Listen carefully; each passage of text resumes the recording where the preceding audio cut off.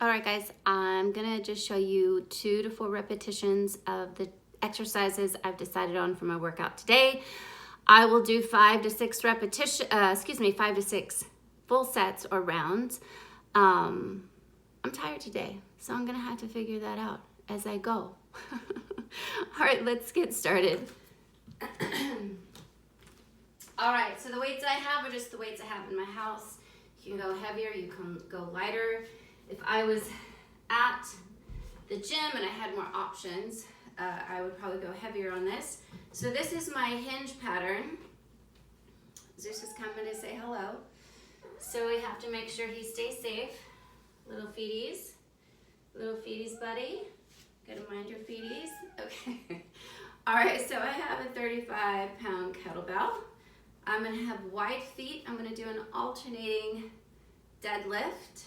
Okay, so I'm gonna hinge my hips out and back. Flat spine. As I reach forward, I'm not just gonna let my shoulder come forward. I'm gonna keep my big back muscle, my latissimus dorsi, pulled towards my ass, okay?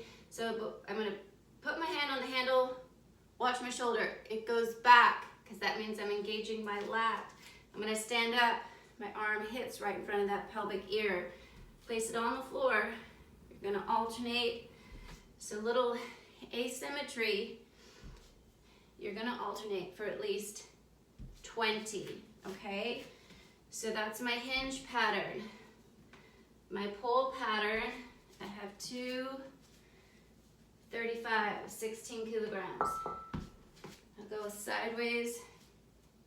I have wide foot stands because I'm gonna use my body as my base of support. I'm gonna push my hips out and back. I'm gonna pull my lats towards my butt. Once again, I'm gonna grab the handles. I'm gonna pull my lats towards my ass. The bells stay on the floor. I'm gonna alternate my row right here. I'm gonna give you one more each arm. All right, that's my pull pattern, okay? Move these gently, gently. All right, I'm gonna do a dead bug. I'm gonna add a press pattern to it. Again, this press pattern is more for feedback, not for strength. So I'm gonna use my 15-pound dumbbells. So dead bug position, on your back, knees over hip joints, arms by your chest. And I'm gonna lower opposites. Palms face inwards, bring that hand towards my rib cage. You're gonna alternate. If you need to keep that knee bent, keep the knee bent. If you can extend the straight leg, extend the straight leg. Hopefully you can see that okay. Maybe I'll go this way for a couple. All right, dead bug position. Knees over hips, arms by your chest. You lower arm and leg at the same time. Opposites, because we work in opposites, diagonals, and spirals. Okay. So for my squat pattern, I want the easy one. Okay. Yes, I know you're supposed to hold goblet style like this, but I told you about my old wrist injury. So I hold goblet style like this because it doesn't hurt my wrist. And when I pull hard against the handles here, it hurts my wrist. So there you go. I have to modify so we can do things sometimes. All right, so my feet are gonna start shoulder width apart. I call this kickstand goblet squat. It's just an assisted single leg squat. So focus on your front leg. Okay, I'm gonna go a little sideways here for you. Make sure the back foot's on the ball of the foot.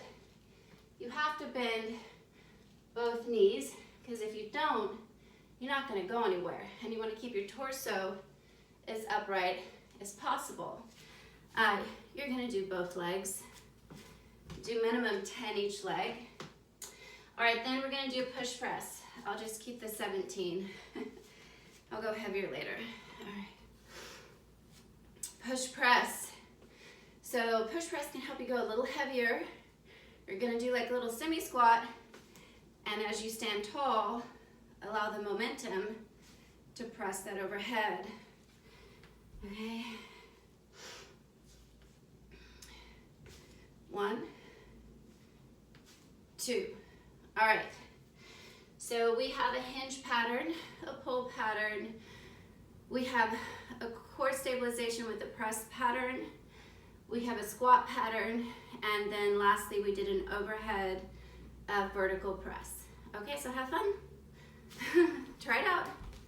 And do, minimum 3 sets. If you can do 6, Groovy Tuesday.